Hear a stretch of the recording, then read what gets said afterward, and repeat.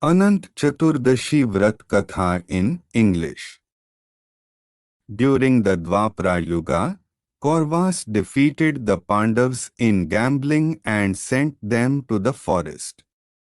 When Duryodhan tried to cause danger to the Pandavas through Durvasa, Lord Krishna came for rescue. Then the Pandavas, who were freed by the grace of Lord Krishna, bowed down to the god and asked gently, "We have been lying in this forest for years because of a mistake not made by us. We are suffering so much. Don't you have compassion? If you ignore us, who will help us?" Then Lord Krishna smiled and said, "Don't worry. Considering me as the form of Anant who is pervaded across 14 worlds, whoever performs the Anant Chaturdashi Vrat on Bhadrapada Shuddha Chaturdashi, they will get out of all the hardships very easily with my grace. This is the best and easiest way for wish fulfillment. If you do that, you will get your kingdom back." Saying this, Lord Krishna also narrated a story that happened during Krita Yuga. Kaundinya Sushila story. Once there lived a Brahman by the name Sumant belonging to Vashisht Gotra. He had a wife named Diksha. They had a beautiful girl child by the name Sushila. Diksha suddenly died when Sushila was a little child. Sumant married another woman, Karkasha, hoping that she would take good care of Sushila. Karkasha, the stepmother, used to make Sushila suffer a lot. When she reached puberty, Sumant married his daughter to a man named Kaundinya. Karkasha, stepmother, did not agree to send his daughter with offerings while going to in-laws' house. Finally, without her knowledge, Sumant wrapped some wheat flour and gave it to his daughter. Sushila and Kaundinya, while on their way towards the city, they reached the banks of a river. Kaundinya went for a bath and Sushila was sitting on the banks of the river. There on the banks of the river, she saw a group of women wore red saris and performing some vrat and was attracted towards it. She approached them and asked about the vrat they were performing and benefits of it.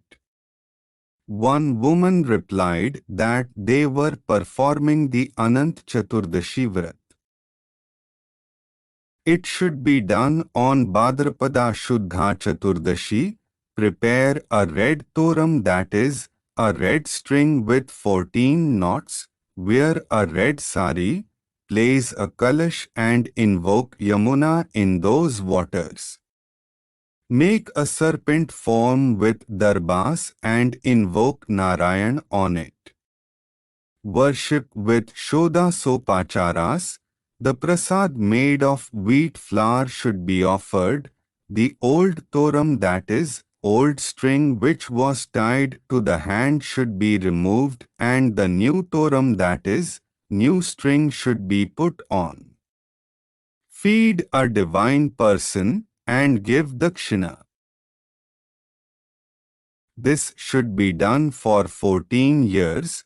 After the puja in the last year, 14 water pots should be donated to 14 people. And with this all the 4 Purusharthas will be fulfilled. Hearing this, Sushila too performed that vrat instantly and offered the wheat flour she had with devotion to Lord Anant and also she took the vow of Anant Chaturdashi vrat to perform it for 14 years. After this, Sushila and Kaundinya reached city. And because of the glory of that vrat, an employer offered Kaundinya a job. They settled there. After that, Kaundinya grew up and became rich in no time. Pride arose in him. One day, seeing the toram, that is, red string, on his wife's hand, he asked, "What is this? Have you tried to seduce me?"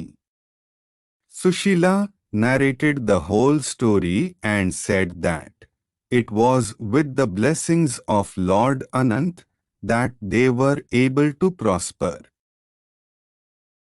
When Kaundinya heard the story of Anantvu, he was displeased and said that they have become rich not because of any power of Anant, but because of the wisdom he had acquired by his own efforts. A heated argument followed. At the end, Kaundinya took off the toram, that is, red string, and threw the toram into the fire. In a short period of time, everything started to fall apart in his life. In the meantime, burglars stole and looted everything. His pride was crushed, and he vowed that he would fast until he saw Anant and left the house. He started roaming around without food and was shouting, "Ananta, O Lord, give me darshan please." Somewhere on the way, he saw a mango tree with no fruits, no flowers, and not even a single bird on it. Kaundinya asked, "Where is Lord Ananta?" Mango tree replied, "I have not seen him. If you see him, tell me my plight to him please." On the way, he found a cow and a calf not eating grass. He asked the same question. They also gave the same answer. Elsewhere, two pools were seen. Water is flowing from one into another. There is not a single crane. He repeated his question. They gave similar answer.